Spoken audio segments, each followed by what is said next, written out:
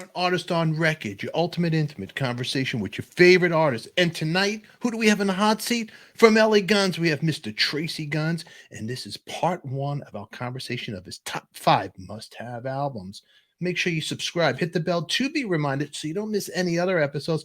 And also, if you do want to see this episode unedited, uncut, make sure you join our all-access VIP Backstage Pass, where you could speak with your favorite artist. Now, everybody, get ready to flip this to side A and enjoy the conversation with Tracii Guns. It all starts now. Don't touch that dial.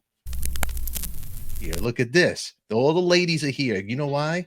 Why? Because of you, Tracii Guns. You're like a chick magnet. And I see Debbie, Zandra, and then Deb Jackson. Thank you, girls, for being here. Thank you very much. First question for Tracy.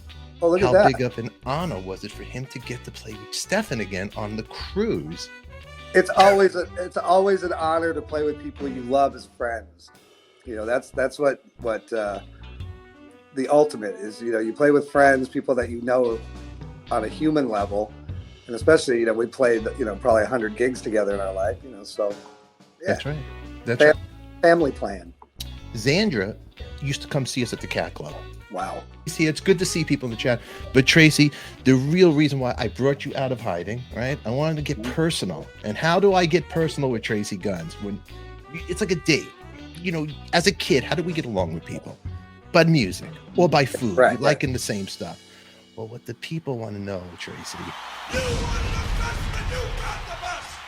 your top 5 must-have vinyl albums for Tracii Guns. Like the things that made you, Tracy, that influenced you. And that's all going to happen now. And before we go there, everybody watching, subscribe, hit the bell to be reminded. We're going to go back to the 60s, to the 70s. We're going back, bringing it to the future. We'll start now.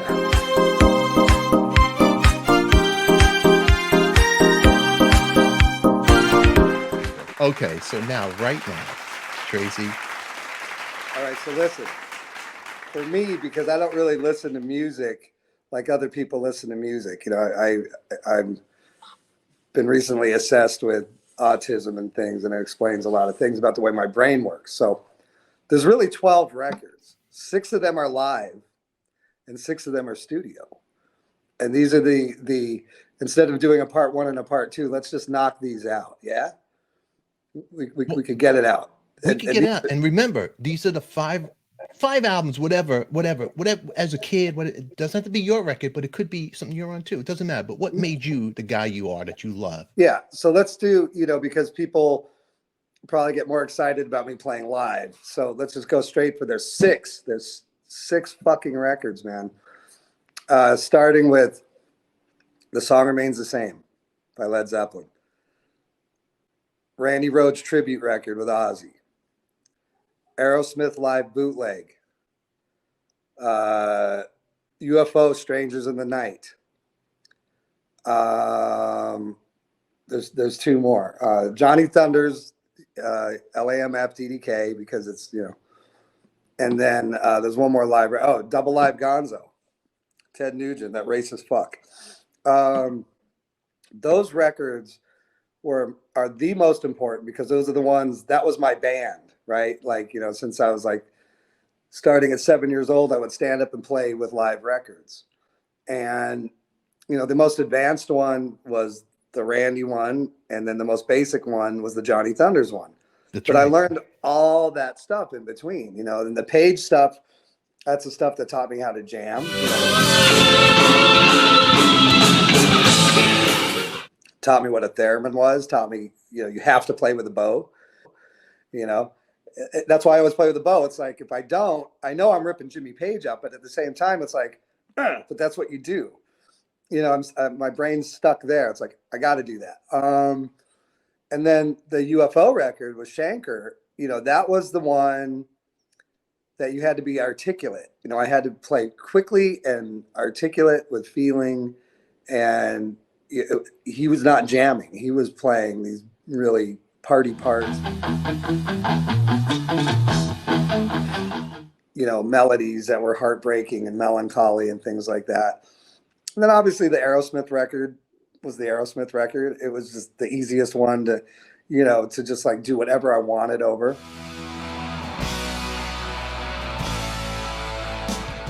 And so those are super essential to the guitar player I am now. And all those bands had great image, right? And I also got to put in there Frampton Comes Alive, but I'm just throwing that one out there. But on the other side, it's so easy for me. It's Zeppelin 2, it's Van Halen 1, it's Diary of a Madman, Gary Moore, Victims of the Future, every Jimi Hendrix record, and Physical Graffiti. Those records are so essential to the way that I write music, right? So these ones, that's how I jam. And then the studio records, that's how I write. So, you're going to get that combination of Jimmy Page and Randy Rhoads and a little bit of Van Halen in there and, all that stuff. And I don't listen to anything else. And you probably know that, I kind of listen to the same records over and over and over and over again. There's a couple outliers. Like I really love old garage band rock, stuff like that, kind of obscure stuff. And like Enya and stuff that's like real textural. But I don't have a big record collection. My record collection, like the records I listen to are to my right. There's maybe 40 records, and 30 of those are like two bands. Okay, so now let's go for number 5. Number 5, the break from the live. If we can mix this, let's see. We can mix it. We can mix the okay. Yeah, definitely. Okay, so if you go from 5 to 1, number 5. Okay, number 5 is going to be Physical Graffiti. Okay. Because number 1, it's a double record, and number 2, it has so many aspects of what that band did. From the Moroccan, Eastern sounds to straight ahead, rock and roll, like Sick Again and the Wanton Song, and then a lot of open tuning acoustic stuff. Yes. So that's a little encyclopedia in itself. So number 5 would definitely be that. There's a lot of history on that record, Boogie with Stu. Yeah. Boogie. Come on, that's hey, killer. Mom. Yeah, cause and I was 12. One of my first girlfriend that I did got me that record.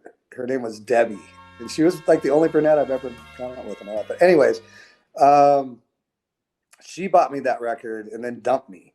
So that record has so much significance in my life as preteen, guitar player, and all the moods that those two records take you through. In the Light, stuff like that. Okay, number 4 has to be The Song Remains the Same, because that's the live double record with all the jams. So you have, once again, all the different styles, but it would have to be the remastered version with the bonus tracks, right? Like it's got to be that to maximize, what I'm taking on the island with me. So already we have 2 Led Zeppelin records, and I think that would be the only 2 Led Zeppelin records I would need. That's it. As important as Zeppelin 2 is to me, having the other 2, I would not need those records. What's the track on that album you'd pick? Your main track? I got to go for quantity, and it's a toss-up between Whole Lotta Love and Dazed and Confused, right? I mean, those are the long ones. But I think there's more rockabilly in A Whole Lotta Love. You got a theremin solo and you got the rockabilly medley, as where Dazed and Confused only has the bow solo, and anybody can play the guitar with a bow. So it's like, okay, I know how to do that. I don't need to hear that over and over again. Whole Lotta Love. That was Tracii Guns. And if you want to see this episode unedited, uncut, join our VIP All Access Backstage Pass. It's where you get to see these episodes in real time and talk to your favorite artists. Make sure you subscribe, clicking the links down below in the description. Also, give us a thumbs up and make sure you share this with somebody that loves rock and roll as much as we do. Until then, who loves you, baby? We do. We'll catch you all later. It's only rock and roll, kids, and we like it.